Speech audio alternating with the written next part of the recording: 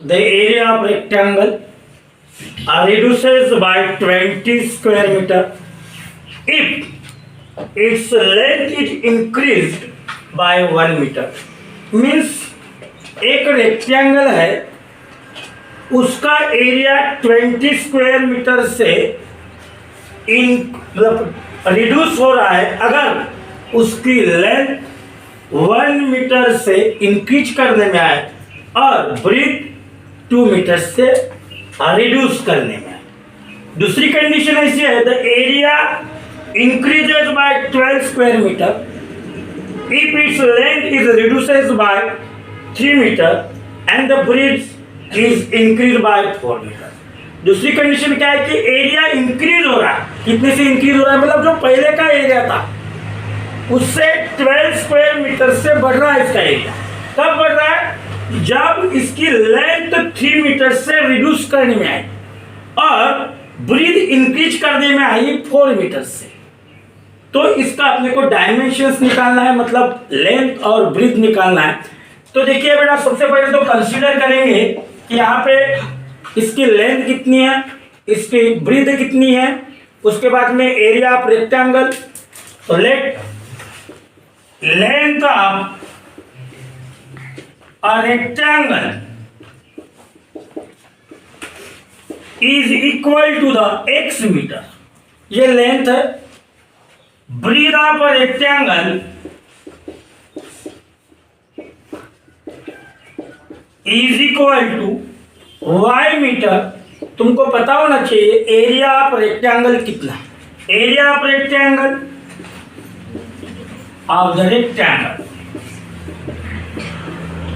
Is equal to होगा बेटा x into Y square metre.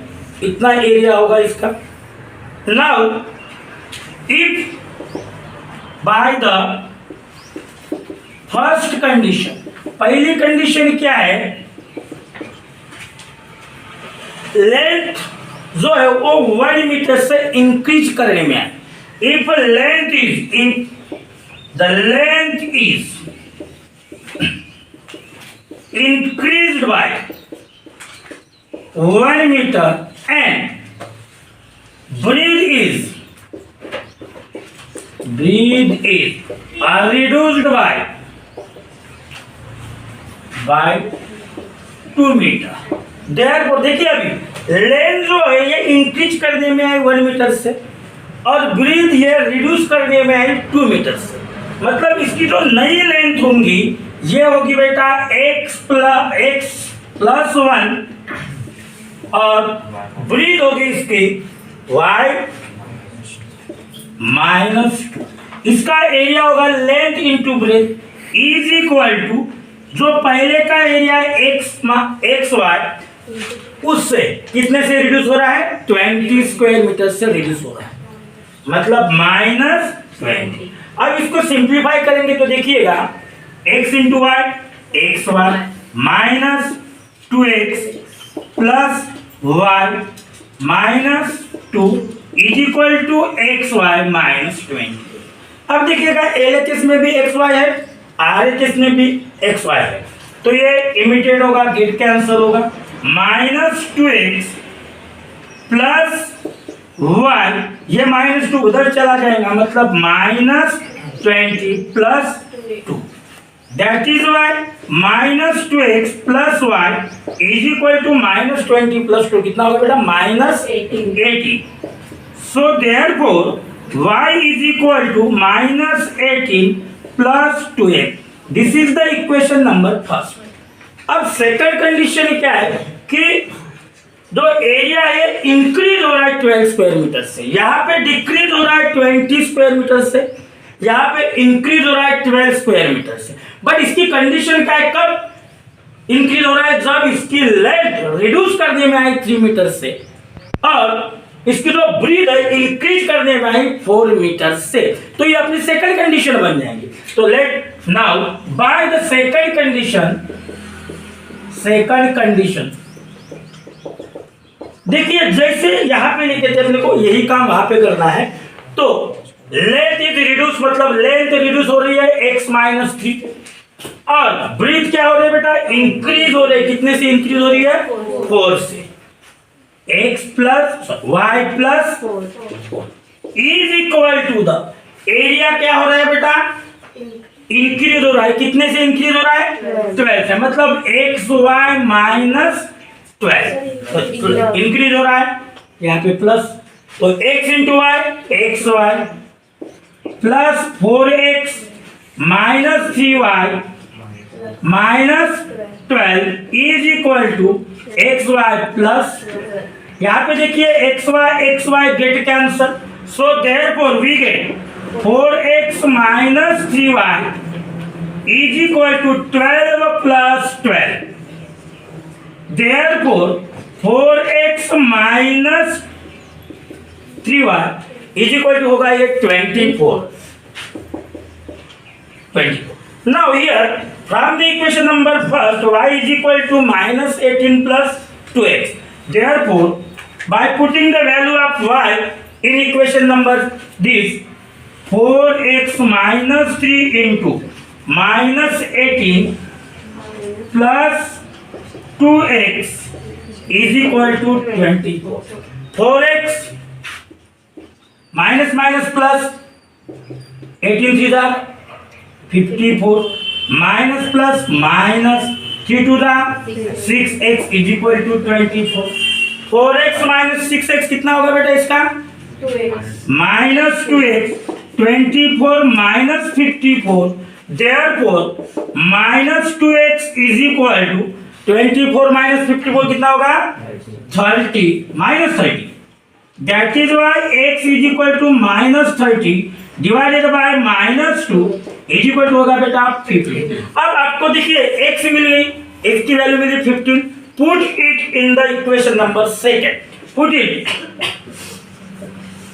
in first. Then we get y is equal to minus 18 plus 2 into 15. So that is why y is equal to minus 18 plus 30 is equal to कितना बनेगा बेटा ये 12.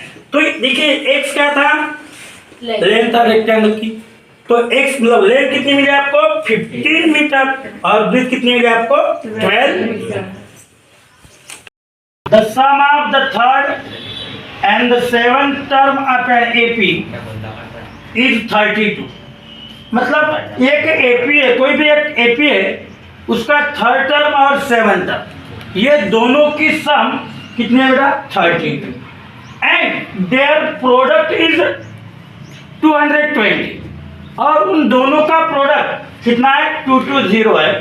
तो find the sum of first 21 terms of the AP. आपको ऐसे वही AP के पहले 21 टर्म की सम ढूंढना है. और यहाँ पे एक कंडीशन दी हुई है कि डी के वैल्यू आपको क्या लेना है, पॉजिटिव लेना है. तो let third term is equal to लेते हैं बेटा T3 एंड सेवंथ टर्म लेते हैं T7. Some of T3 and T7 कितनी दी हुई है बेटा 32. So therefore T3 plus T7 is equal to 32. Now by using the formula we know that Tn is equal to a plus n minus 1 into d. So therefore here T3 a plus 3 minus 1 into d plus a plus 7 minus 1 into d is equal to 32. A plus a twice a plus 3 minus 1 2d plus 7 minus 1 6d is equal to 32. Therefore twice a plus 2d plus 6d 8d. These all terms are divisible by 2. So that is why dividing by 2 we get a plus 4d is equal to 32 मतलब 60. Therefore a is equal to 16 minus 4. This is the equation number 1. Now by the second condition,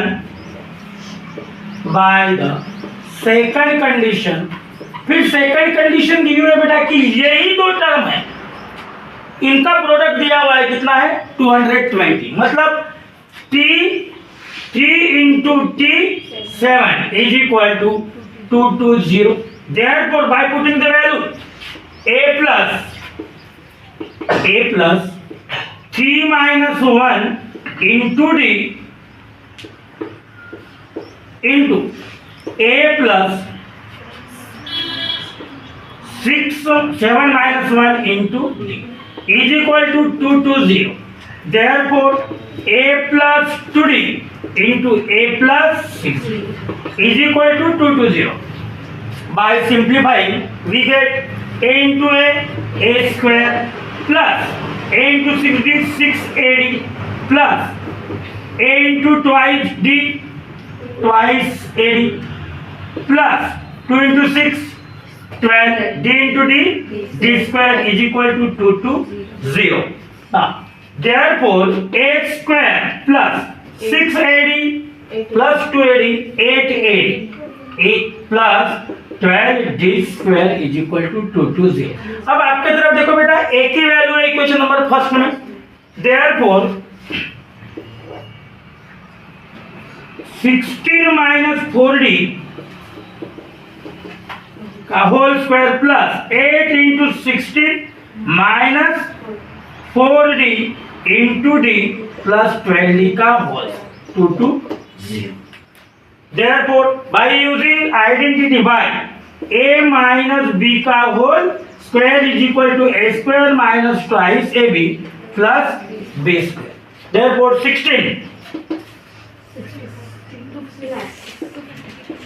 256 minus 128 d plus 16 d square plus 8 6 are 48 8 carry 4 128 minus 32 d into d plus 12 d चा. Now 256 minus 128 d plus 16 d square 128 into d minus 32 d square plus 12 d square is equal to आएगा बेटा 220. By simplifying, minus 128 plus 128 get cancel, 16 d square minus 32 d square plus 12 d square means 256 16 d square plus 12 d square 28 d square minus 32 d square is equal to 220. Therefore 256 ये उधर चला जाएगा और ये 28d minus 32d 4d square 220 minus 256. Therefore 4d square 36 minus 36. Therefore d square is equal to minus 36 divided by 4.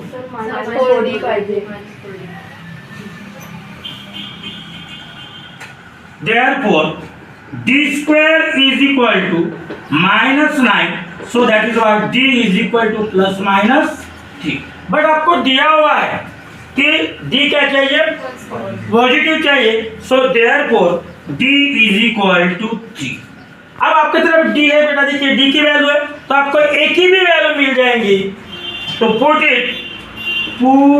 It in first, तो अपने को मिल जाएंगे बेटा a is equal 16 minus 4 into what 3